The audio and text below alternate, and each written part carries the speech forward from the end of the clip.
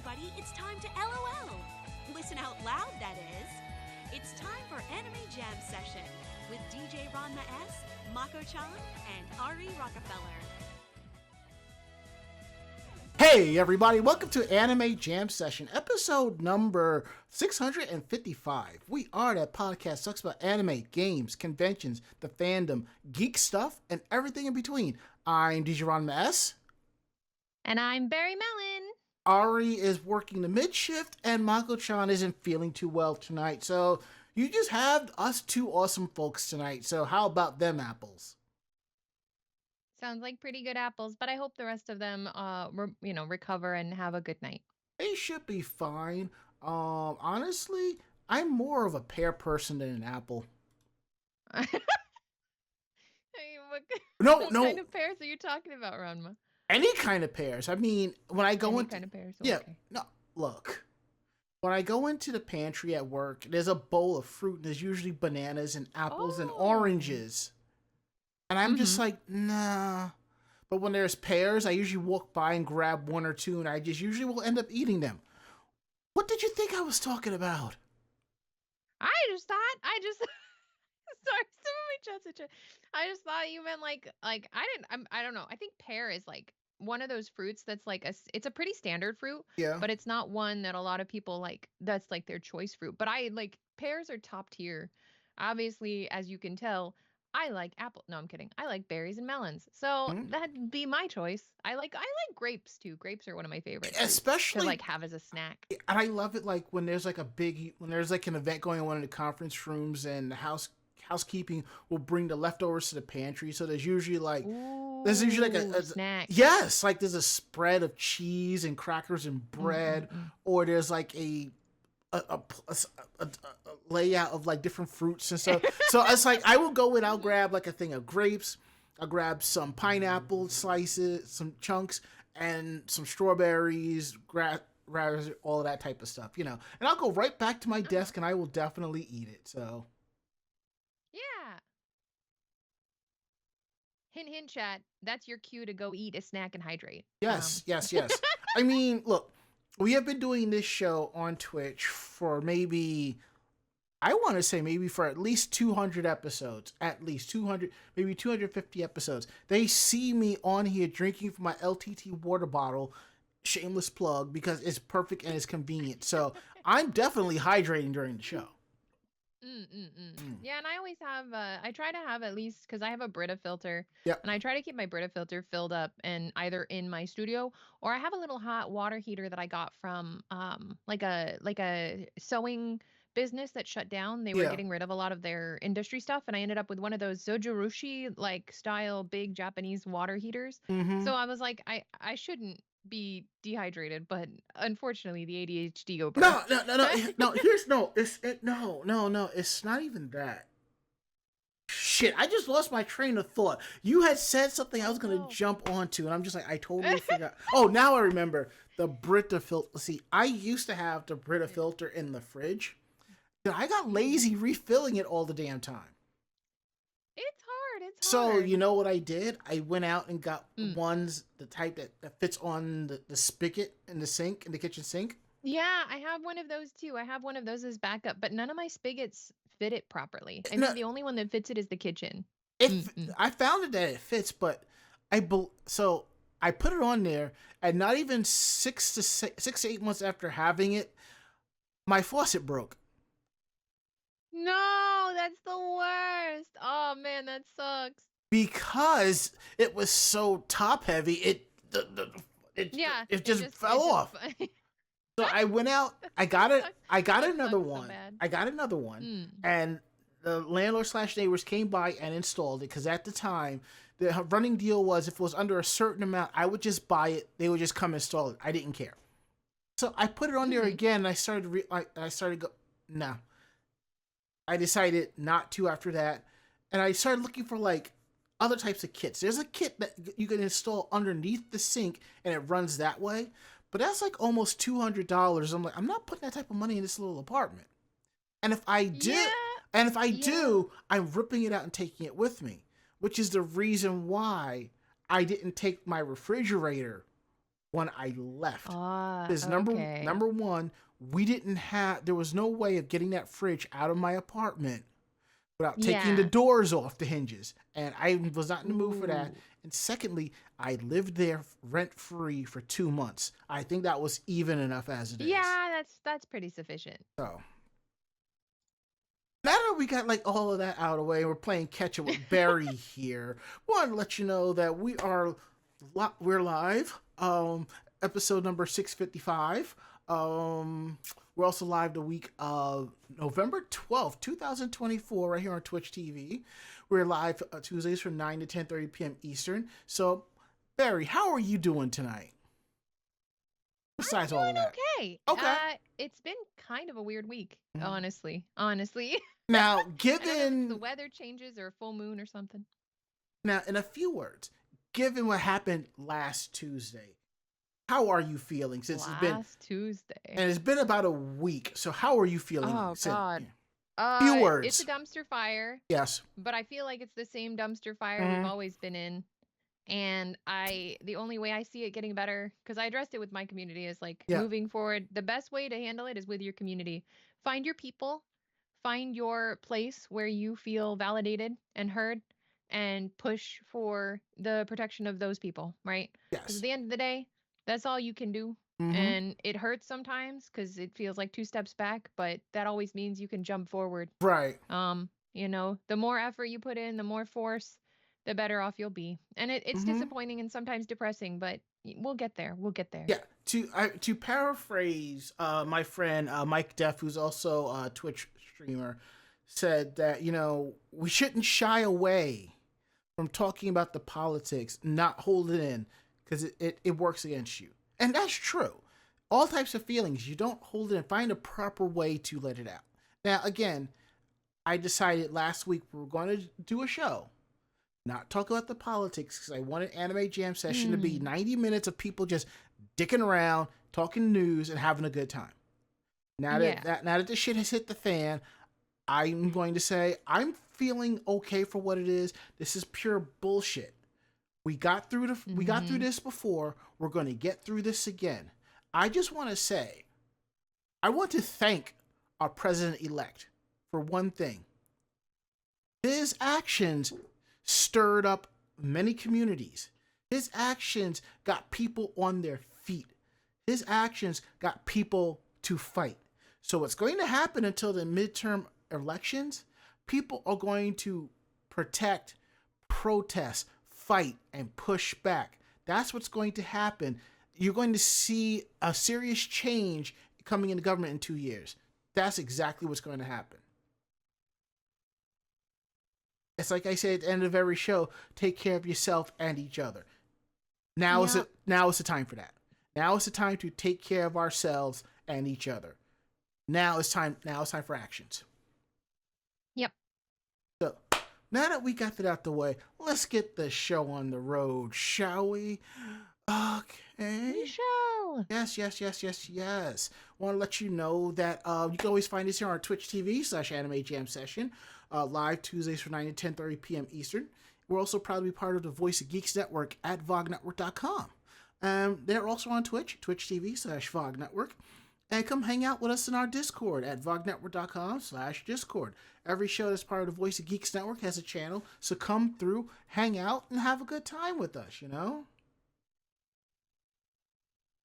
And as Bond006 says, at my job site, an elder lady, exact words, I know the Lord loved Trump and I will pray for him to do the right thing. I am like, lady, you're the immigrant population his administration is painting the target on. Yeah, same thing at my job.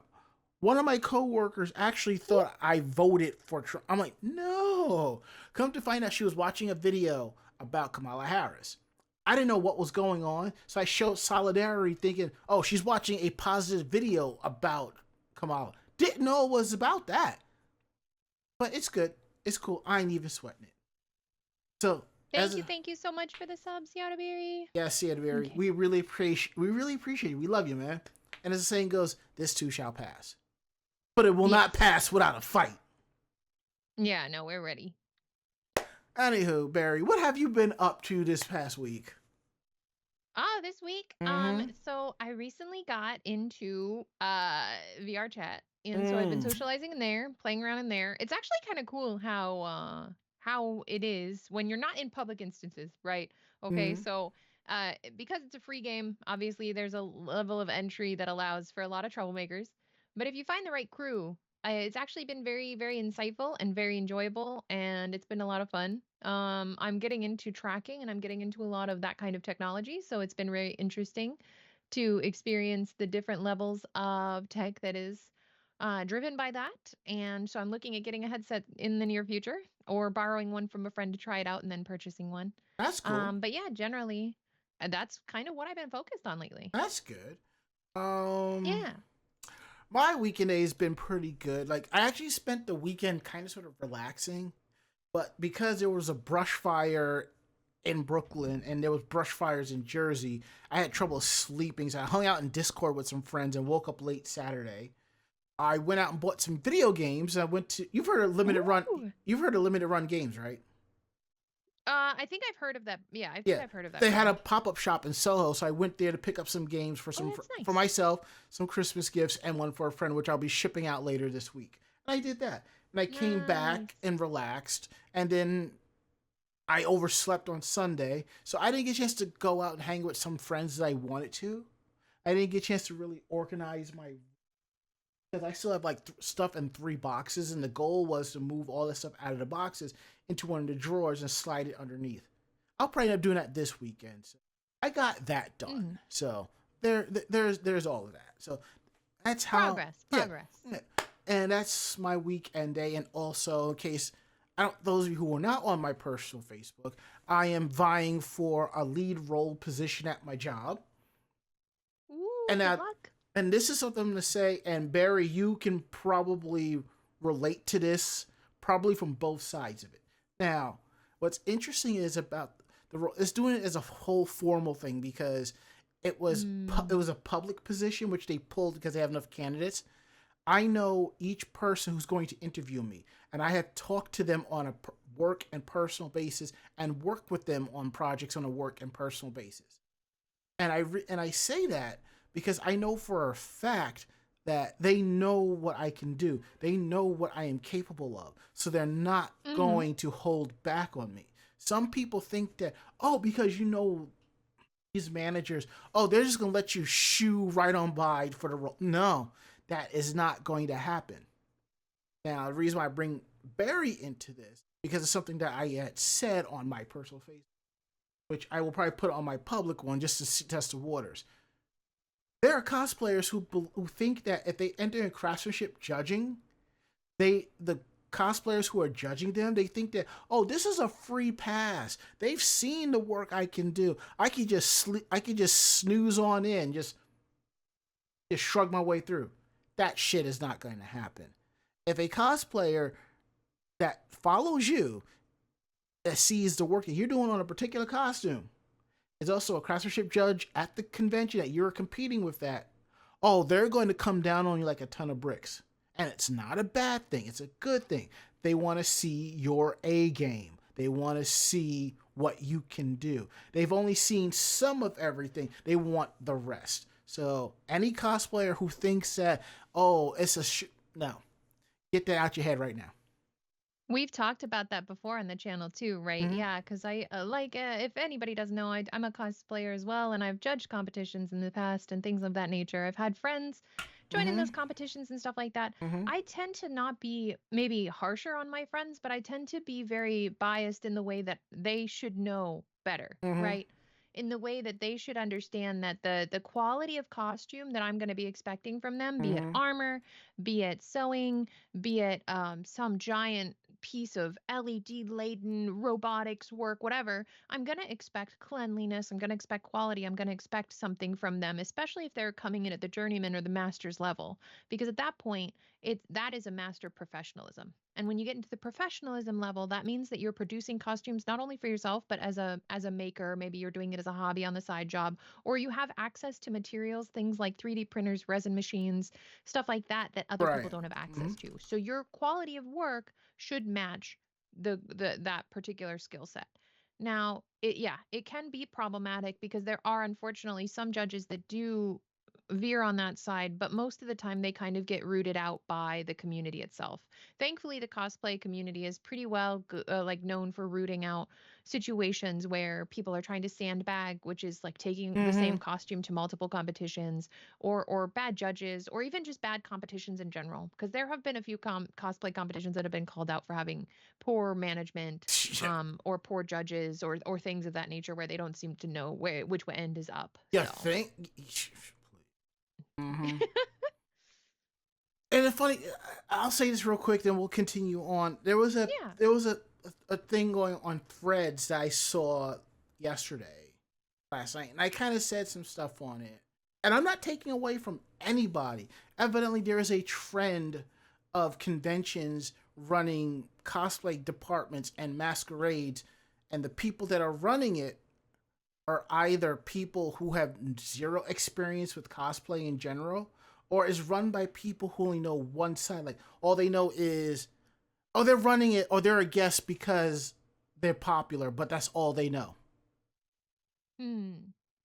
I And mean, and yeah. I was saying to a friend, when I was really competing for like the last 10 for like 10, 15 years, yeah, Mhm. I was judged by cosplayers. These are people who were above me in my skill set. Some of them that I knew. So I knew going in what I was going up against. And one person, Synaptic Seems, like basically said, that's never really happened with me. And I'm like, I'm sorry that's never happened to you, because I really felt like you missed out. It, Getting judged by your peers in cosplay is a great thing. Getting judged by somebody who doesn't know, that's going to be a problem. I'm suddenly remembered of the 1 year Anime Boston. They had a couple of voice actors for masquerade judges, and they disqualified someone I knew because she didn't make her shoes for our human Luna. I've told this story Mhm. before. And I'm just like, Mhm. seriously?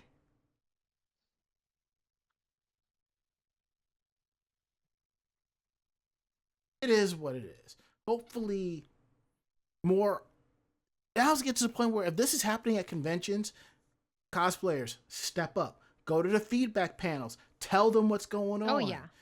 If you don't like what's going on, volunteer as staff to cons. Help right the ship. Yep. So that's basically been our weeks and days.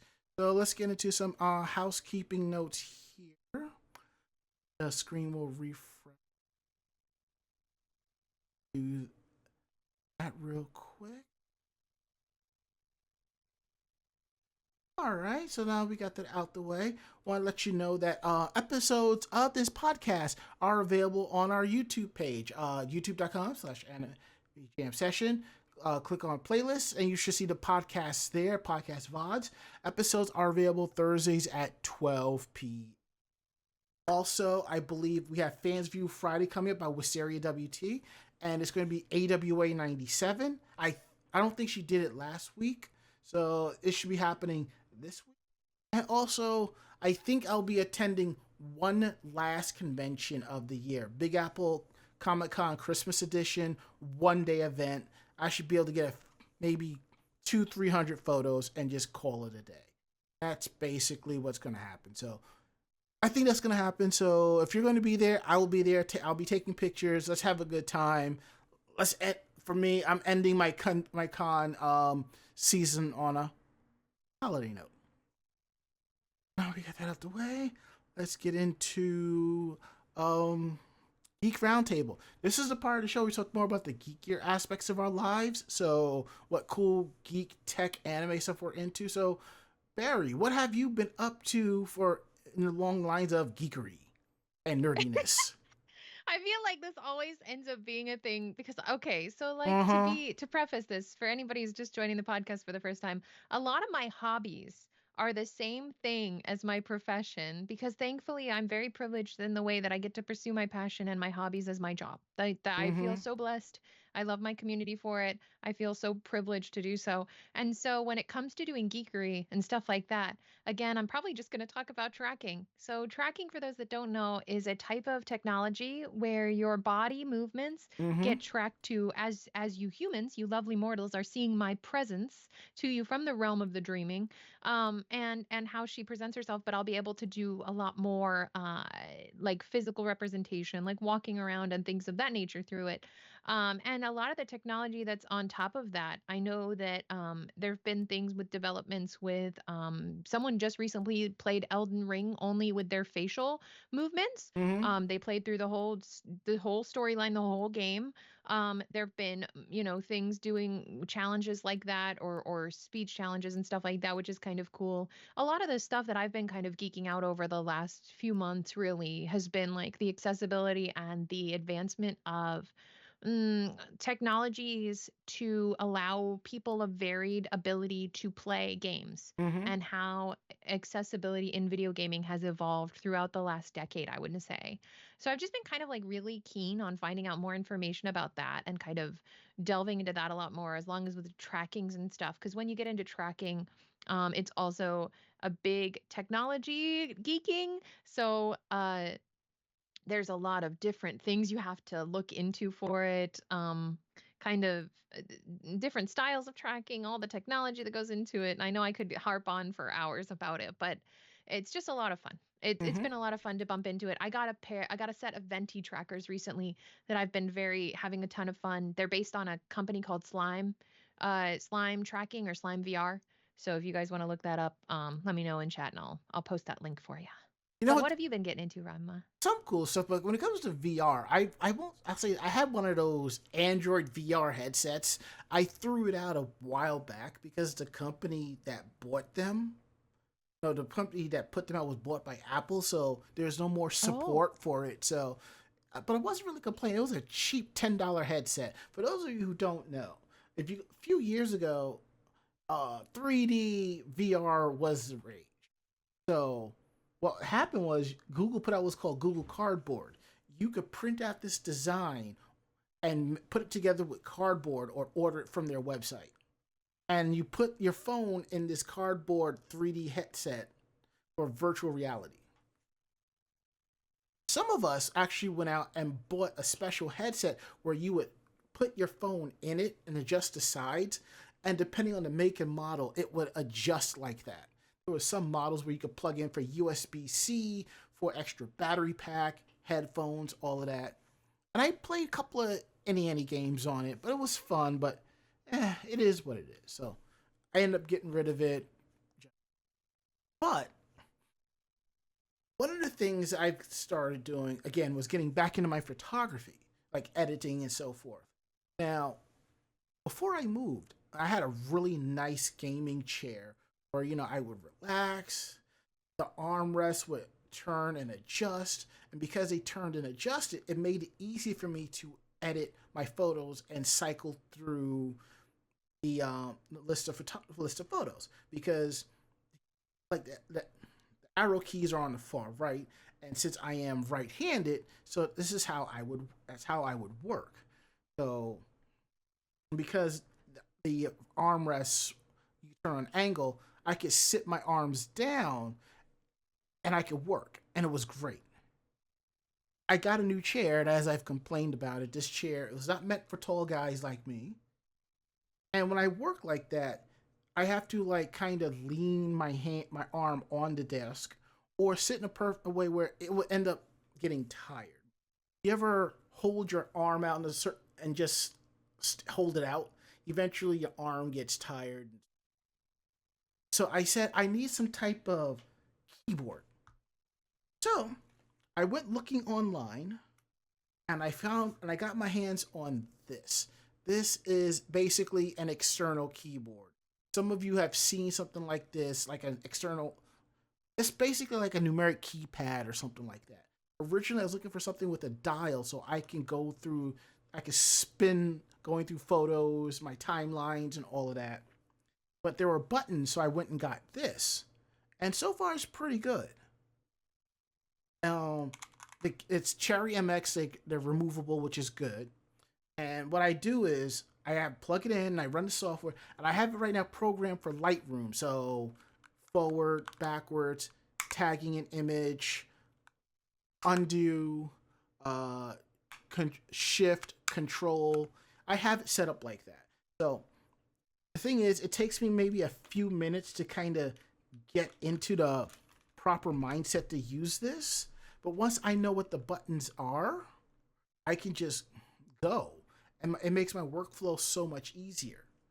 Now, I realize I need something that's a little bit bigger with more keys because I realize 3 extra keys would be nice.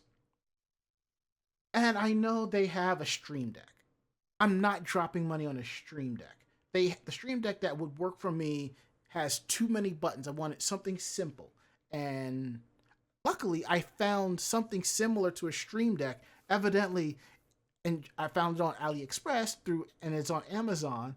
One of these companies actually makes the OEM Stream Decks at work. So if you want to save a few dollars, But what's cool with this one, it has 3 knobs, LCD buttons for programming, and there is a trick that you can run on it that imports macros from Elgato Stream Deck. That would be perfect because I would need this just for Lightroom, Audition maybe, but definitely Premiere. That's all I need it for, and it'll work. So I got that coming Thursday. I'm going to plug it in, give it a dry run, and just see how it works. Barry, don't you use something similar to this? Or at least you did at one time? Yeah, Yeah. I've tried a few. Mm-hmm. I've tried a few. I've at least had, I want to say like 3 iterations of it Mm-hmm. because I've been trying it a few different ways, Right. and it's one of those cases where I definitely I've tried a few. Yeah. And as much as I wanted to love the cheaper options, I just ended up going with a Stream Deck. The program is just so easy to use Yeah. that That I it totally just it get. made it so easy, and I was able to program things. Plus it's Mm-hmm. compatible with a lot of stuff. Like you guys, anybody who's on the Anime Jam session here visually joining us on the video here, Mm-hmm. I have a lot of fun little things I can do. Yes. Here we go. So I'll take off my glasses here. Mm-hmm. Got my horns. I can put on my wings so you guys can see me better. And then of course, all that kind of fun stuff. So I just have a lot of fun things with it that I can Yeah. do that you can't normally do with other things. It's just a little easier. Mm-hmm. And Barry uses a Stream Deck. I use what's called the AverMedia Live Streamer. It's basically a Stream Deck and mixer rolled into one. So that handles all the heavy lifting for the stream and the show. I just needed something with extra buttons that I could put my left hand on and just move back and forth while I edit with the right hand. What's great is the mouse wheel, like the control knob is basically a mouse wheel. I can just put my mouse over an area for scrolling and do that. Yeah, and it'll scroll. That's Yeah, awesome. I'd rather have it so that it'll just automatically scroll in the app, but it is what it is. I'll figure it out one way or another. We'll see. We'll see. So I have more photos to edit, which, by the way, if you were at Anime NYC, those photos are up at Anime Jam Session, facebook.com/Anime Jam Session. I will make an announcement tomorrow, Thursday, and Friday of the photos, and a few photos and links to it. So please definitely check those out. Now that we got that out the way, Barry, you want to kick things off, or should I? With the first, are you talking about the first article? Mm-hmm. Okay, let me grab that. But yeah, All right, go I for can it. take the first one Right. for us. If I can find my, here we go. Mm-hmm. So this first one, so yeah, Crunchyroll, man, it's quite crunchy now from what we can hear. Crunchyroll's abuses are far too numerous. Fairy Tail voice actor quits anime and threatens to expose the company. In a new bombshell statement, Fairy Tail's official English language voice actor of Fairy Tail's Gajeel, David Wald, said he's quit working with Crunchyroll and will expose its numerous abuses in upcoming releases. Via his official X, formerly Twitter, voice actor David Wald announced on November 11th that he has quit working with Crunchyroll and will not return as Gajeel in the streamer's English dub of Fairy Tail. He said in a post, "Friends, I'm not returning to hashtag Gajeel and hashtag fairytale. I'm not returning to the at Crunchyroll studio. Their abuses are far too numerous to list here, but soon I will tell you all of them, and I will do that at his Twitch account. Stay tuned. Mm-hmm. And I want So later, I'm yeah. waiting for the tea to drop. I want to be there, with my soda and my Yeah. popcorn. I mean, look, I'm not gonna be like on the phone. Oh my god, did you? I'm just gonna be like, oh shit, really? What the? Just reading all Yeah, of that. it's it's unfortunate though. I feel like we've talked about this a few times where Crunchyroll has made some missteps in the way that they've handled things, and the fact that we've had like misgivings about them assimilating Funimation's programming and stuff like that. So I'm not surprised. I'm not surprised, but I'm disappointed, right? Mm-hmm. So Walt's extensive anime credits include Adam in Skate the Infinity, Gajeel in Fairy Tail, Mm-hmm. Tetsu Tetsu in My Hero Academia, Hans in Attack on Titan, Welf in Is It Wrong to Try to Pick Up Girls in a Dungeon, Askeladd in Vinland Saga, Polly in One Piece, and many more. He's also credited for ADR direction for the works that include The Case Study of Vanitas and Given. His grievance with Crunchyroll recently came to light in a post on October 25th where he alleged that Crunchyroll had repeatedly allegedly engaged in opening and destroying mail addressed to him. Wow. He also shared photo evidence that the company was distributing gifts and other mail content addressed to him. Crunchyroll responded on October 27th that it would never intentionally open mail or packages not addressed to the company, that it's still investigating the issue. No update has been issued as of November 11th. Wald shared further grievances alongside fellow voice actor Alexis Tipton, whose Mm-hmm. credits include Kaguya Shinomiya from Kaguya-sama, Love is War, Riz Oreze in Chainsaw Man, Mm-hmm. Mocha in Rosario Vampire, Reiju in One Piece, and Kurumi in Date Alive. Her ADR directions credit include A Couple of Cuckoos and Restaurants in To Another World. And in posts on October 27th, Tipton listed examples of Crunchyroll's unfair treatment, including employees regularly receiving free merch while actors didn't, voice actors no longer receiving free copies of their own work, and no invitation to Christmas parties. We are just a product, she concluded, with Wald agreeing. Too true, except now that I think of it, I'd say most companies defend their product with a lot of enthusiasm. We're staplers, we're post-it notes, we're fragile, but we're replaceable. We're office supplies. It is unclear what Wald will share in his proposed videos on Twitch. However, his latest prior statements indicated his grievances with the company other than destroying and distributing his mail. Crunchyroll is a rapidly growing anime streaming service, production company, and film distributor, as well as one of the world's biggest goods licensors, and it was recently revealed that the company had surpassed 15 million paid subscribers this year. Not me, bro. Not me. And Mm-hmm. over $1 billion in licensing sales in 2023. Yeah, I stopped messing with Crunchyroll once they started to do some crazy stuff, man. And the fact Well, that they had a lot of anti-voice actor practices before now. Well, a Oof. lot a lot of that stuff is coming from Sony. Like I said, I've hung out with some voice Mm-hmm. actors Mm-hmm. and I've been privy to a lot of shit. So the whole Yep. issue of voice actors having to be in studio too, that's mostly coming from Sony, and I'm leaving it at that. Now, secondly, it costs the company pennies on a dollar to hand out a pressed copy of your work to someone. Okay? Mm-hmm. Now, the only thing out of this I can't fault Crunchyroll over is their subscription services. Again, it is not cheap to stream video. There was It's talk not. as there was talk of YouTube. I chart. I was talking to I was watching or listening to another podcast, and they were talking about how I think YouTube was actually thinking about charging for 4K streaming, and I'm like, I can kind of see that because yes, there's a lot of 4K content, but that takes up a lot of bandwidth. And if you want 4K, then you have to pay for it. I mean, like, I'm paying extra for Netflix just to get 4K HDR streaming, even though other providers are doing it for free, but it is what it is. But at the same time, you still have money left over to, your bar keeps, in this case, your voice actors, give them what they want, I see nothing wrong with, like, oh, you've worked on this series, it's over, here's a copy of the box set, or this or that. Christmas party, come on, you can write off the Christmas party as a damn business expense, Look, I knew someone that worked at Crunchyroll, and they used to take ski trips out of the coffers and go skiing. Okay. Yeah, I think a big part of it more so dealing with it is it's not so much that getting like those benefits. I think it's more so just being recognized Mm-hmm. as human beings Mm-hmm. instead of being treated like an afterthought. And I feel Right. like that's what a lot of them are seeing, and especially with Mr. Waltz talking on the subject matter of like it seeming like he has had mail that has possibly been distributed to employees, Right. which is a Mm-hmm. federal offense. You don't mess with the U.S. Postal Service, from what I've heard.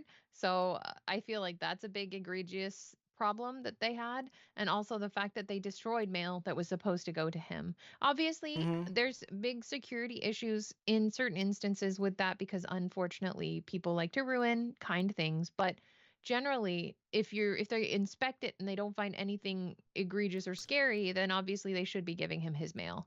Mm-hmm. um yeah, so it's just kind of stinky all around, It, unfortunately. yeah, it definitely is. And I'll say this about the male aspect: either somebody royally screwed up, or somebody told someone in the mailroom to crack it open and do that. Mm-hmm. Maybe somebody was being petty or something. Like, I will say this. Yeah. I will say this. The company I work for, we represent people. I will say a letter came in for somebody that we represent. Letter stayed sealed on the desk of the person that represented that other guy.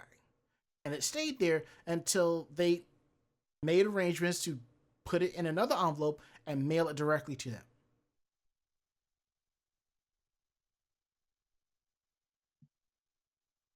Yeah, I think Crunchyroll needs to stop cutting corners and start getting there.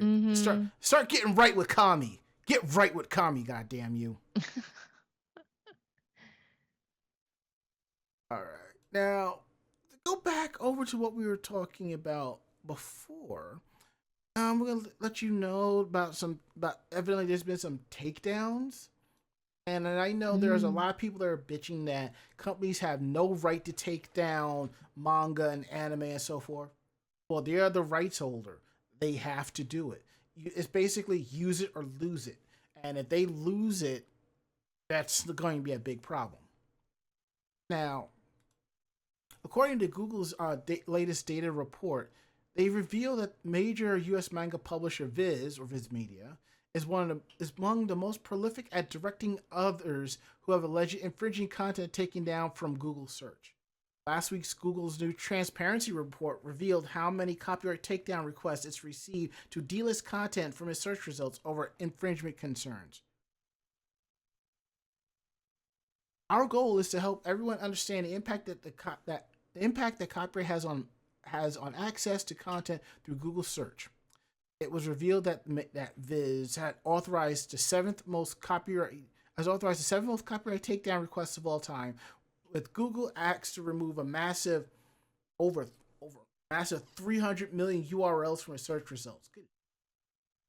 These links originated from almost 50,000 domains, indicating that a small number of sites that are responsible for a large number of alleged copyright infringements.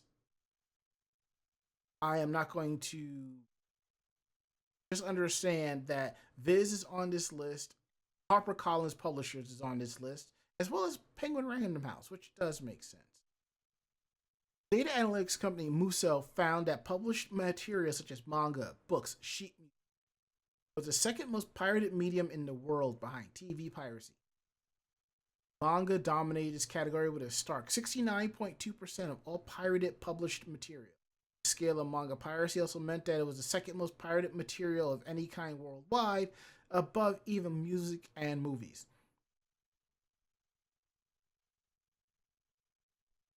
Google's transparency report also saw that Crunchyroll and Funimation rank highly as copyright owners involved in these takedown requests, combining for a massive 45 million URLs to be removed. Nonetheless, Crunchyroll, Funimation, and Viz Media don't do much of the reporting themselves, instead authorizing others like Remove Your Media LLC, RYM, to act on their behalf. Like, there are lawyer bots and so forth. I have friends who work on Etsy, and they have to be very careful about some of the stuff that they promote because certain keywords will launch the lawyer bots and tell them to take the listing down. That's why, in some cases, you will never see, like, Sailor Moon's transformation wand.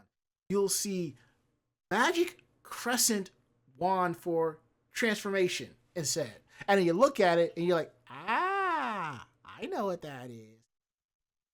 Anywho, RYM is one of the most active copyright representatives, reporting over 680 million URLs to Google.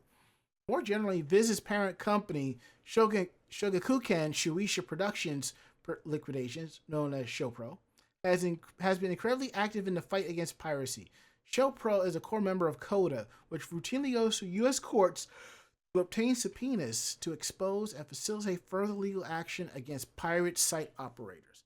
This month, it was revealed that CODA had requested 8 alleged manga piracy sites, asking the courts to order Google, Cloudflare, and PayPal to give up information on involved customers. Good Lord Almighty. And it's kind of sad. People will spend money on VPNs and this and that when that money could go towards acquiring legal anime and legal manga. You know, it's not yours for the taking, my friend. And to quote, as I said about Etsy, Miss Yellow Red says in our chat here at Twitch TV / Anime Jam Session, normal straw hat. Correct. Bonzo06 says, they're making it hard for broke anime lovers to eat. Well, that's just too damn bad. Anime is a luxury. It is a privilege. Okay? Either you find a way to make it in your budget, or you find somebody that has an account and you see if you can do account trades or something like that. Okay?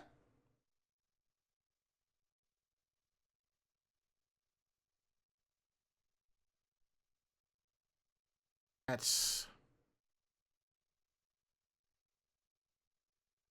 in a way, I kind of miss the golden days of, you could still download your manga and you download your anime. Once the series was licensed, whoever was fan subbing it would drop it and go to something else. It was like that honor system, I guess there really is no honor amongst thieves. All right, Barry, what's going on with My Hero Academia? So, moving on from the copyright takedowns to My Hero Academia, we're actually getting an anime visual to celebrate the manga reaching 100 million copies in print. So, That if is you're a big fan awesome. of My Hero, yay! I enjoy it. I can't wait until, I know the 7th season is the final season coming up, so I'm looking forward to that. Are you caught up with it or no? Not really, but I don't, you know me, I don't mind spoilers, but Well, I will say this. If Himiko Toga got the love that she wanted from her parents, she probably wouldn't have turned out the way she been. She would not have been a hero. She probably would have been an anti-hero. Something along the lines of Dexter.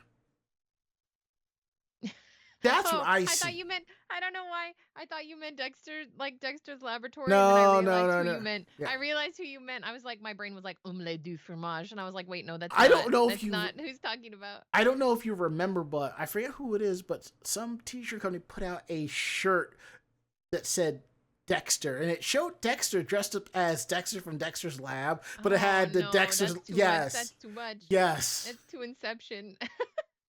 That's funny. I'm probably gonna see if I can go look Google searching for it later and see if I can find it as a shirt. That would be so cool. Yeah, see if you can find it. Send it over to me. Will do. Will do.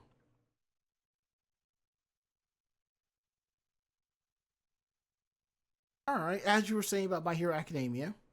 Yeah, yeah. So with My Hero Academia, there have been some updates on the 100 million copies in print.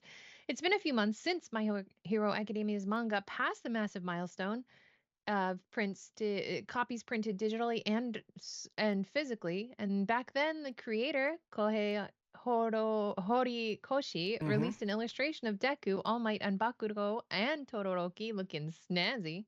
To continue those celebrations, the anime team has converted that illustration into an anime visual in the style of the series we know and love. You can see it posted on their Twitter account. Viz Media publishes the My Hero Academia manga in English, while Crunchyroll streams the collection of anime episodes, specials, movies, and more from the series and describes it as such. Izuku has dreamt of being a hero all his life, a lofty goal for anyone, but especially challenging for a child with no superpowers. That's right. In a world where 80% of the population has some kind of superpowered quirk, Izuku was unlucky enough to be born completely normal. But that's not enough to stop him from enrolling in one of the world's most prestigious hero academies. You can find My Hero Academia on Crunchyroll. I will say this. I get why some people didn't like how the manga ended.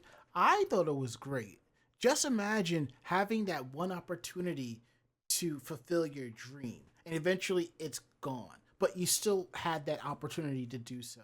It's the stories you could tell your friends and family, and your kids and grandkids and all of that stuff, you know. And Miss Yellow Red says that their superpower, or in this case quirk, is making full pack of mint flavored Oreos disappear. I there Hey, as there long as you're was sharing. there was a set of there were Oreos that came out that had like the crackling in it. What? Had Yeah, what? it's like when you buy like the popping gum, that like Oh, had the pop rocks, popping candy. pop rocks. Yeah, Oh my yeah. There gosh. was When you said crackling, I thought you meant pork rinds because that's crackling. Okay. All right. We're fine. We're Barry, good. Barry, you forget my family's from the South. I knew automatically. You were like Not immediately you're like, "Oh, I I was like I was not that thinking type of pop rocks." crackling, not that type of crackling. That's why I went more into that. I So might be hungry, chat. I might be hungry. I'm I sorry. mean, I remember Oreo had like these pop rock Oreos, and I would dip them in the milk and eat them. So I kind of missed that. Oh, my It is mistake. an addictive Miss substance. Miss Yellow Red says that Quirk is making full pizza disappear. Oh, If it's pepperoni, I'm on my way over.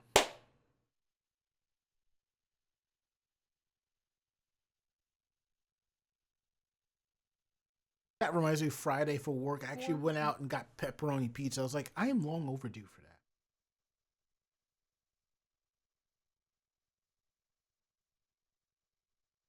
Rundown. Ah, okay. All right. A Dojin store is no longer taking credit card. Gee, I wonder why. I hope it's not because of fraudulent payments, because that would be totally beyond. All right. So in this story here, seems that Dojin store chain Melon Books announced on Friday that it will suspend the use of Visa and MasterCard payments starting on December 19th. The chain encourages customers to use JCB and Amex cards or other payment methods on its online shopping service for items shipping after December 19th. Melon Books added that its physical store branches are working to resume Visa and MasterCard payments sometime after mid December. Additionally, the chain plans to introduce a new in store payment service called Milab Tenpo Kisai, which stands for Milab Store Payment. The service will allow customers to submit payments at a physical Melon Book store for orders on its online shopping service. Manga Toshokan Z, Manga Library Z, a digital service for publishing rare out of print manga for free, announced on November 5th that it's shutting down on November 26th. It's doing it due to issues with credit card companies and a termination of payment services. Manga creator Ken Akamatsu, who created Love Hina and Negima, founded the service, originally known as J. Comey's Zeppan Manga Toshokan, in 2011, and launched a beta test for the site in 2010.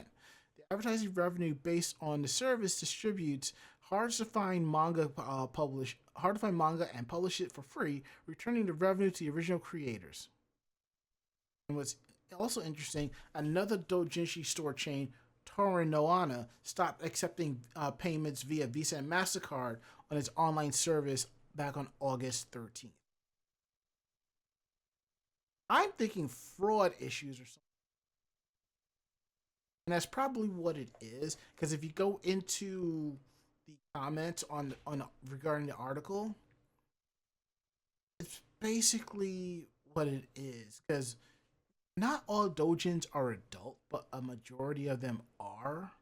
So their site like Visa and MasterCard get very squicky about accepting adult payment. It's not like they're pulling a five. It's not like the strippers pulling the $5 bill out of their G string over to you to pay the bill.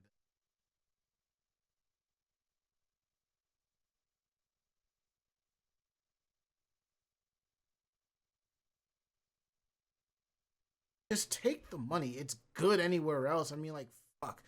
You're going to get paid and they're going to end up buying adult stuff anyway, so you might as well accept it from whoever Mm, wants to give you money, you know? yeah, it's just the only big issue is that it tends to end up being problematic for them because of the issues with the conservative folks and the fact that they are usually financed by those people. I know. Because unfortunately, yeah, they're very, very. It's funny because we were talking about this right before Mm-hmm. podcast started, but it's like the people that are so against it are usually the people that indulge in it the most. So Yup. it's like you're just being Hip- counterintuitive. Just make hypocrisy it legal, much? make a safe place for those people. Like it doesn't make sense not to. But anyway. Hypocrisy much? Mm-hmm. All right. Go ahead and take this What last. would you like me? Yeah, I was gonna say you want me to wrap up the last article there? Yeah, yeah. I'm Alrighty. actually excited about this because I am a fan of the Mana games, especially Secret of Mm-hmm. Mana. Secret of Mana got me through a rough time in my life, and I'm very appreciative of it. Which is why I actually have the main reason why I bought the SNES Classic because that game is on there, and also why I bought it for PlayStation. All right. Well, we're going to get into Trials of Mana is getting a live action adaptation as a stair play, full cast of heroes to appear. The Secret of Mana sequel is getting set to celebrate its 30th anniversary, and in 1995, video game developer Square released Seiken Densetsu 3 for the Super Famicom. The ambitious, immensely enjoyable follow up to Seiken Densetsu 2, the game that was released in the English speaking regions, as well as The Secret of Mana. Hmm? Unfortunately, Seiken Densetsu 3 wouldn't have an official English release until 2019, when it was given the new title Trials of Mana. That was quickly followed up with a remake of the game in 2020 that received a full international release right from the start. And And with Trials of Mana. Oh, yeah, go ahead, go ahead. I have that game, and it's really fun to play. And with Trials of Mana, you can just see him grinning ear to ear. His fandom is seeping out. Well, like I said, Secret of Mana got me through a rough time in my life, and I remember Yeah. playing the first Seiken Densetsu game, which was called the Final Fantasy Adventure. And here's something you might not know: Secret of Mana was originally supposed to be going to be called the Final Fantasy Legend, no, Final Fantasy Adventure 2. That was, but they changed it to Mm. Secret of Mana. So With the Trials of Mana 30th anniversary coming up next year, it'll be celebrating its first ever live adaptation as a stage play. Covering all nomenclature bases, the production's full official title is Seiken Densetsu 3 Trials of Mana The Stage. Longtime fans of the game franchise will be happy to know that Hiroki Kikuta, who composed the soundtrack not only of Trials of Mana, but also Secrets of Mana, Rise of Mana, and this year's Visions of Mana, is handling the music for the stage play. Cast to play Jiran, Trial of Mana's young knight, is actor and dancer Kai Ogasawara, who's also a member of boy band Jotokyo. It is a great honor to be able to take the stage and be part of a production of Trials of Mana, which continues to be loved by so many people as it nears its 30th anniversary, says Ogasawara, adding that he hopes the pre existing fans will be happy to see the game's character appear on stage and that the play will also bring new fans to the franchise who've yet to play the source material. One of the Trial of Mana's most defining gameplay elements is the beginning of the game. You choose 3 heroes from a pool of 6, resulting in a unique mix of motivations, personalities, and skill sets which produces different experiences for different players. However, the Trials of Mana's stage play will bring together the entire group with other core casts consisting of Rito Aoyagi as Kevin. That's I'm sorry. Just random Kevin. Haruna Likubo as Angela. Angela, sorry, my my weebishness is showing. Karen Isobe as Reese, Haruse Akane as Hakai, and Amisa Miyazaki as Charlotte. Trials of Mana, the stage will open in Tokyo at the Sunshine Theater in the Ikebukuro neighborhood on March 7th, where it will run until March 16th. One performance per day on March 7th, 10th, 12th, and 16th. Two per day on the 8th, 9th, 14th, and 15th, and no performance on the 11th. The play then moves to the Cool Japan Park Osaka TT Hall in Nice. Osaka City from April 4th to 6th. Two performances on April 5th. Tickets are priced at roughly 81 US dollars or 12,100 yen, with advanced sales open now through the play's official website.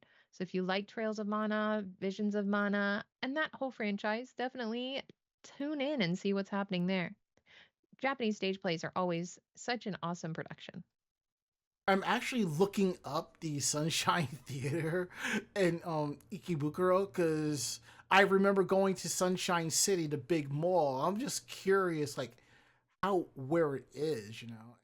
Seeing it's actually not that far from the train stations. I have a general idea of where the mall is, so I just think it's kind of cool. And the fact that I see all these 7-Elevens in Lawson's, oh, I can't wait to go back. I'm sorry. I'm sorry. No, it's fine. You're passionate. He's passionate, guys. No, Aren't you passionate? Don't you it's get excited about your fandom? it's not even that I'm excited about my fandom. It's more like this time I'm going with a friend and we're going for my birthday. So we're gonna. I'm just Oh, looking that's so forward to it. nice, though. And the fact that my crypto account keeps going up, so I know how to have some have To the some. moon. Well, Oh no. yeah, no. Let's just say look. Here's the thing. For spending money when I went to Japan, I pulled money out of my crypto account. Okay. So, and I left it at that. About maybe months ago, I just happened to look in my crypto account. There was a lot more money in there. So I guess it kept investing, kept rolling over. I was like, okay, bet. So I went back to throwing, $40 a month in. Yeah, yeah. And I happened to check it recently and it's like, oh, that. All right. I have a feeling by the time I go to Japan, there will be enough money in there for me, not just have spending money, but to pay off the Amex that's paying for the trip. I mean, heck, if that's what happens, then that's awesome. Then you don't have to worry about it when you get back. True. Because I'll do it like this. I have a savings account for savings. I have my 401k for retirement. I have a crypto account, and I just have it just because. Maybe I figure, when I'm done, I'm retired, there's a crap load of money in the account. I can live off that, live off my 401k, whatever. But, we'll just see how it goes. So, And as Miss Yellow Red says, never apologize for passion. I will scream at you if you do. Please don't scream at me. No. Unless I'm He's delicate, vulnerable little flower. no, I am not a delicate little flower. I just it's more like I'm liable to yell right back, and I'm not. Yeah, I'm a that's lover, fair. I'm a lover, not a fighter. So but I will fight Yeah, if need be. yeah. All right. So we're gonna get into cutting room floor real quick, and this is usually like articles we that we don't talk about. It's like stuff that didn't hit the outline, but we figured maybe you need to know. So this week, we've talked about this about years ago on the show about the guy who married the Hatsune Miku figure. So basically, this week is the 6th anniversary of him marrying his doll. So, and it's a talking doll. So you know what? Congratulations to you. I'm happy for you. I am the last person to run my mouth about it because at least, despite what you may think, at least as Michelle Red says, this guy's incredibly base, and I wish I was him. And wish they were married to Miku. I could see that. I will admit the strawberry Miku is kind of cute. Cherry Blossom Miku is Yeah, my favorite. that's the one. I need think to that's look the at one. more strawberry ones. I think it was a cherry. It's the one with the fork. I think you're right. I think that's strawberry Miku. Yeah. She's like a dessert, a little Yeah, parfait. I Yeah, like it because I like that one. I actually have a they're cute. Miku for a friend as a belated Christmas gift because this is a Miku with glasses on, and I'm like, it reminds me a lot of her, so I'm like, this is for her. And I have like two Miku figurines. They're like dressed in the '50s rockabilly style, which is my thing. Oh, that's so And I cute. will like when I go back to Japan, I'll probably look for that figurine because let me tell you, when I walked into a lot of those stores, yeah, 99% of the Miku figurines you could pick up for under $15, Oh yeah, they're either so cheap. They're slightly so cheap. either slightly used or brand spanking new. I want to get more of the old school Bandai compacts from Sailor Moon. I really regret not picking them up from the Gently Loved shop the last time I was there in 2019. That's the name of the place, or was that It is no, it's oh my god, Mandarake. I okay? was like, I don't know why I was thinking of the other one. I don't, I was thinking of, I think I was thinking of Mockingbird or Hmm. something, but my brain was like, no, it's not that. It's Mandarake. Well, So there's Mandarake, and if I can remember the name of the one that I found where I found my Nendoroid, I will let you know because I feel like they still exist and they they had do. like little commission boxes that were consignment boxes for people to sell their goods Hmm. and they were still in good condition. They were just out of box or out of the container or whatever. So, I won't. For me, it has to be in a box. That's just me. Now, yeah. Um, I want to hit up a few hard offs because I know you can find a lot more anime merch and electronics and games there. So I kind of want to bring home a Hmm. Super Famicom. We'll see how that goes. But I saw this recent this Facebook reel about don't Oh. don't go to Akihabara for stuff because it's overpriced. Okay, here's the thing: you want to see overpriced? Go to Nakano Broadway. That stuff's kind of overpriced. I saw a couple of figurines there that were cheaper in Akihabara. Two figurines. And I will say, if I bought those figurines in Akihabara, I would have had an extra 1,200 yen in my pocket, but it is what it is. I'm not worried about that. So just do this. If you're going to go to Japan, first things first, if you have an otaku mode membership and wish list, pull up the wish list, but make sure you turn on the VPN so that you can see it. Second thing, try to remember the store where you saw it at and the price. And then go to Nakano Broadway and look around. If it's cheaper at Nakano Broadway, get it there. If not, go back to Yeah. Akihabara and buy it there because I promise you, it'll still be there. Most likely, it'll still be there when you arrive. So, Yeah. all right. So now that we got that out the way, we're gonna get into the part of the show that y'all really like to stick around for. Meanwhile, in Japan, all right, let's see what we got here. Barry, what article do you feel like? I want to take the first one because you know I gotta represent my kaiju. If You know it I gotta if represent it's my kaiju if buddy. it's not you, it's Mako. Yep, it's me or Mako-chan. Now, the second one was interesting, but I think I'm gonna save that for next week. So I will go with the Mm-mm. final story on this list here. Alrighty. Well, for those of you who are pro kaiju, haha, you see what I did there? Mm. Japanese Prime Minister once criticized deploying military to fight Godzilla.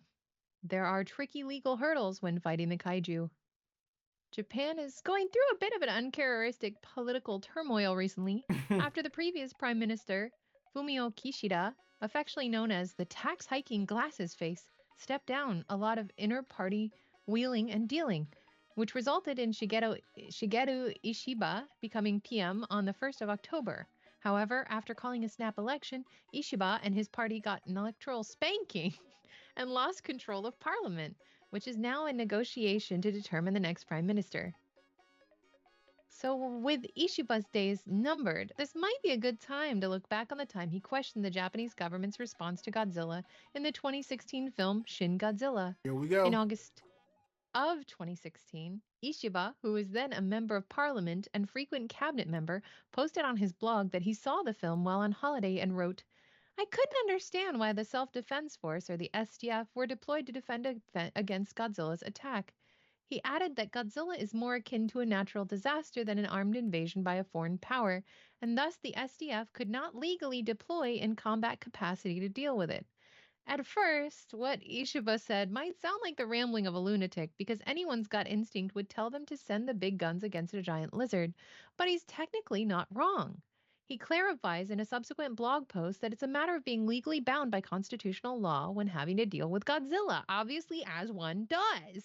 Mm-hmm. To understand this, we first need to understand the concept of biro, boryoku koshi, or use of force, which is very similar to the English military concept of use of force, but in Japan relies on the strict fulfillment of three conditions.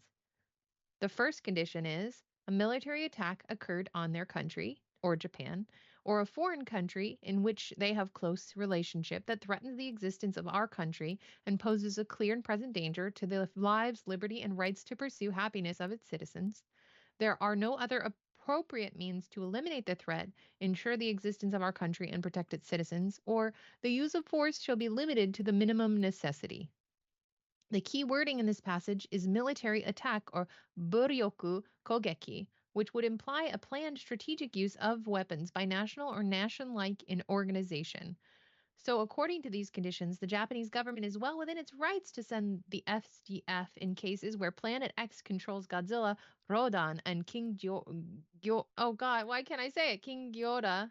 Oh my gosh, Ghidorah. Ghidorah. Ghidorah. Ah, I can't say it today. Mm-hmm. I'm having a bit of the dyslexia today. Guys, with I their know that feeling. magnetic waves, Ghidorah. I know how to say it. That's the problem, chat, is I'm a kaiju fan and I keep it's like one of those things where you read the word and you're like, I know what the word sounds like. In my head, it sounds right. With their magnetic waves, because that constitutes a clear military invasion with the monsters being used as weapons. The one trick to knowing whether a military assault can be legally ordered is the presence of the UFOs hovering nearby. But when Godzilla acts on its own accord as the bad guy, the situation is murkier. It's clearly not an army, which is why Ishiba made his initial comment. But I would argue Godzilla has all the characteristics of a military force, clearly has the power of an entire military organization, and it operates like a military in that it's largely focused on crippling infrastructure in a belligerent nature. This is the crucial difference between Godzilla and a natural disaster which has no implicit intent to destroy, or between it and a wild animal which behaves on primal instincts and self preservation, again with no implicit intent to destroy. Regardless of the truth, however, most politicians would probably think along the lines of Ishiba, and I would just waste valuable time showing them YouTube clips to convince them otherwise, as Godzilla continues to cripple our supply chain. Shin Godzilla accurately brings up this dilemma, but in the film, the Prime Minister is pressured to act extrajudicially in order to order a main military attack on Godzilla. So, in doing so, he would have left himself vulnerable to the legal repercussions had he and most of his cabinet not been sniped by Godzilla's back lasers while it was raising Japan's center of political and economic power. Something that sounds totally like the actions of a wild animal and nothing at all like a military attack. The more expedient and legal path that Ishiba suggests is authorizing a Saigai Hakken, or disaster dispatch, which is what happened when the SDF is deployed to assist in disaster relief in times of typhoons, flooding, earthquakes, and so on. Since we all can agree a Godzilla attack is a disaster, Mm-hmm. that should have no problem getting approved. Ah, yes, politics and policy in times of natural disasters. However, the issue here is how they can fight Godzilla. Dispatches generally don't involve the use of missiles or tanks, but there is another legal concept known as buki no shio, or use of weapons. There are rules that the SDF can follow to use weapons in a non-combat situation, such as guarding facilities or acting like in a police-like capacity, such as protecting human life from a violent attacker. The rules on the use of these weapons are the same as that the police must follow and must be imminent or otherwise unavoidable threat, and the level of force must be proportionate to the threat. When the threat is Godzilla, that would seem to give the SDF and police their entire arsenal of Japan at their disposal. Ishiba wonders about this too, however, because the use of weapon concepts applies to weapons being used against humans. He equates an encounter between the SDF and Godzilla to be more like pest control, Mm. in which heavy artillery isn't even being used as a weapon, but tools to deal with the problem. The report came to the same conclusions as outlined in his post, and that Godzilla is considered a wild animal unless unleashed on us by hostile nations. And the SDF would have to be instead sent out as a disaster dispatch with their arsenal, instead considered tools for the purpose of disaster prevention. As similar example legality wise, the report cited an incident in which the SDF used weapons as tools to scuttle a tanker that was set adrift and posed a threat of collision with other ships on shoreline communities. In conclusion, setting the SDF against Godzilla is legally problematic, but possible through an indirect process. Well, I'll die on the hill that a Godzilla attack is militaristic in nature, and he does not act like a wild animal. Unless you count the crappy 1992 version, it's at We least don't good to know discuss that the that one. government has considered how such a situation would play out. Although it might seem ridiculous, it is a good exercise to test the legal mechanisms in place and possibly spot issues that might affect more realistic scenarios in the future. Oh my goodness. Man, I've had friends like this. They're those friends that just really get into the science of high fantasy things and you Mm-hmm. just go, "Uh-huh. Yep, that sounds about right." Mhm. See, a lot of that talk reminds me of our own American military, where you need Congress to send out the Army, the Air Force, the Navy, Coast Guard, Space Force. I mean, if they fight, whatever. Meanwhile, President can pick up the phone and send the Marines to go blow shit up. So Mm. we are America's 911 fighting force. Right? And our last story of the night, from Meanwhile in Japan, we're talking about pagers, keepers, pagers. Yeah, or What is this, the 1990s? something like that. But what it is, a Japanese company is bringing back pagers with an emoji twist. It's not uncommon. It's not an uncommon opinion that modern communication technology and social media in particular is a double-edged sword. The ease and speed at which messages can be sent to anyone in the world allows people to form and maintain connections they would have been unable to otherwise. But it can also lower the social barriers that insulate us from people we'd rather not be connected to, subjecting us to harassing messages that are unpleasant or even traumatic. So while you probably won't find too many people saying it's time to go all the way back to handwritten letters and landline phone calls as our only non-face-to-face options, a lot of people are longing for some sort of happy medium in terms of technology for interpersonal communication, and Sega thinks that they have the answer. Bring back pagers, but with a fun new twist. They have a new device called EmoJam. It's a new creation from Sega's Sega Fave division. Like the pages of yore, EmoJam doesn't allow for text entry and has a pretty tight cap on how long messages can be. Instead of sending a series of numbers, though, EmoJam lets you send a string of emojis. That's cool. The device comes with over 1,100 preloaded emoji, and you can send up to 10 per message. The intent, Sega says, to encourage users to put extra thought and care into crafting and deciphering messages, helping to strengthen bonds between friends as a result of considering how each other's perspective and emotions influences their interpretation of pictures. Though EmoJam sends messages through Wi-Fi networks, it's not a conventionally internet connectable device. Group chats are limited to 5 users, and the friend list required to send and receive messages tops out at 100 people. Big enough for just about anyone's primary social circle, but small enough to leave out less vetted individuals who are exchanging messages might do more harm than good to your mental health. Along the same lines, registering friends physically requires physically touching your EmoJams to each other, eliminating the anonymity of conventional social media that often enables online harassment. Before someone can exchange EmoJam messages with you, they have to be someone you've met in real life, which will hopefully mean more civil and accountable communication than with a total stranger. Interesting.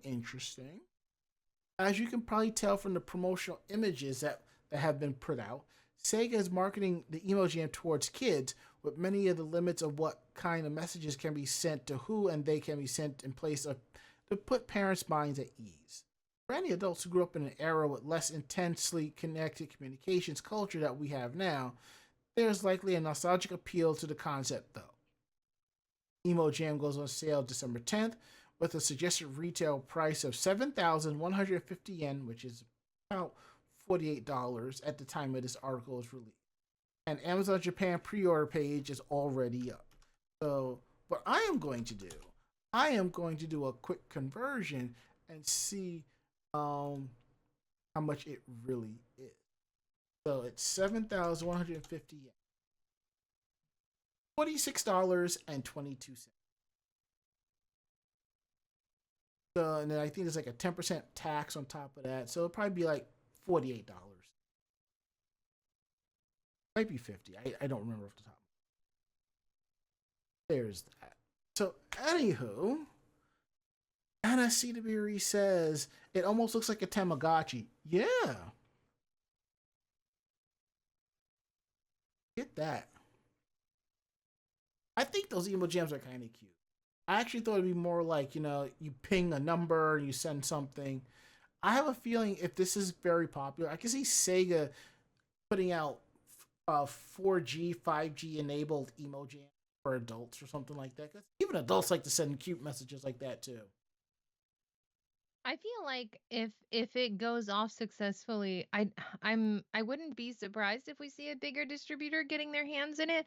But it reminds me a lot of that one of those initial AI tools that came out, the Rabbit one, that was about the same kind of form factor, like that same kind of little tablety one. But it definitely does remind me of Tamagotchi.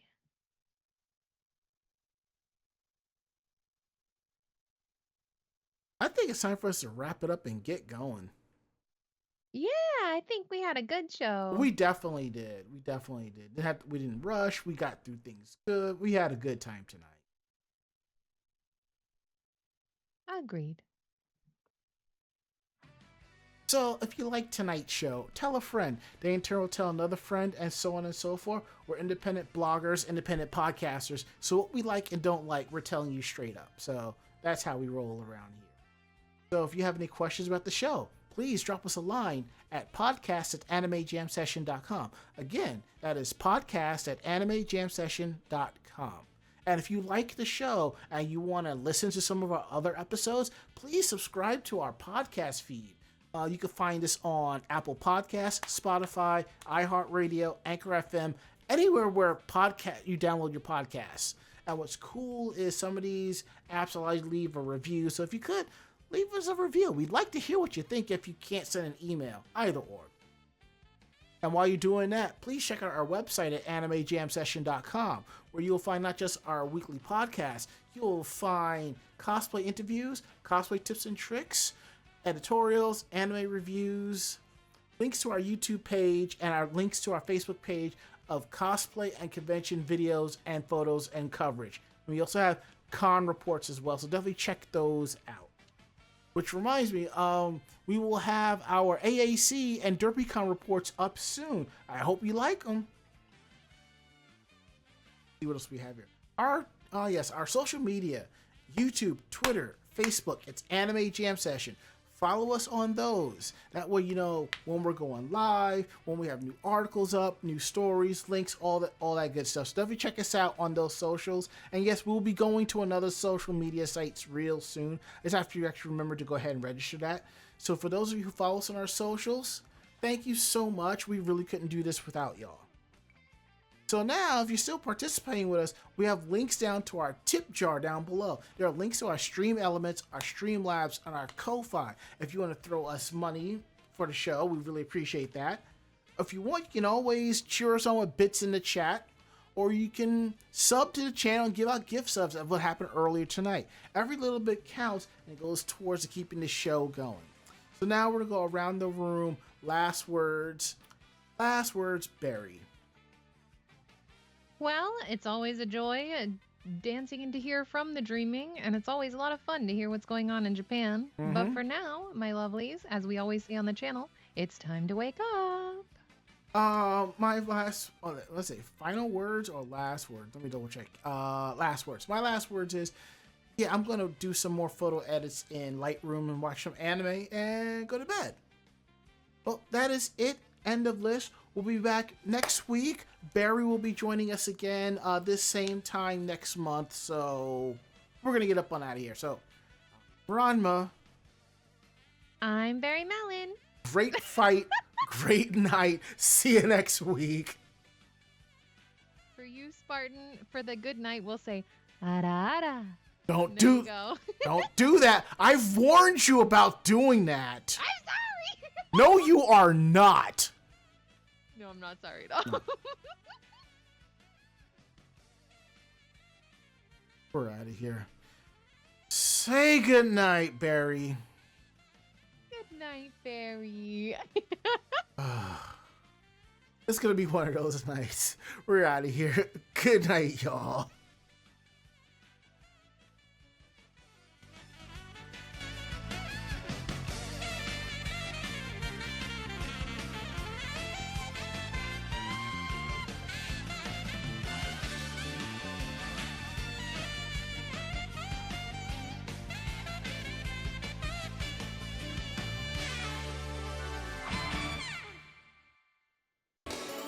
This podcast has been a production of Anime Jam Session and AJS Productions.